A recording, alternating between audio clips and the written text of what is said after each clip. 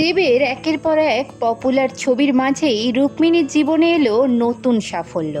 ধূমকেতু থেকে শুরু করে রঘু ডাকাত, এই দুটো বই পরপর দর্শকদের মনের কাছে জায়গা করে নিয়েছে। ধূমকেতু নিয়ে তো নতুন করে বলার কিছুই নেই। এরপরে রঘু ডাকাতের প্রচারের জন্য দিনরাত এক করে ফেলেছেন অভিনেতা দেব।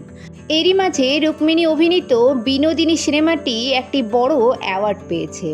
ইন্ডিয়ান ইন্টারন্যাশনাল ফিল্ম ফেস্টিভ্যাল বোস্টনে যেটি অনুষ্ঠিত হয়েছে, সেটাতে এই মুভিটি বেস্ট ক্রিটিক্স চয়েস অ্যাওয়ার্ডটি জিতে নিয়েছে।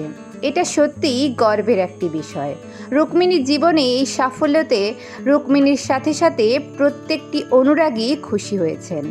আশা রাখছি পরবর্তীতে দেব যেরকম তার জীবনে নতুন নতুন মুভি উপহার দিয়ে দর্শকদের আনন্দ দিচ্ছেন, ঠিক সেরকমই রুক্মিণীও তার নতুন নতুন কাজ নিয়ে দর্শকদের মনোরঞ্জন করবেন।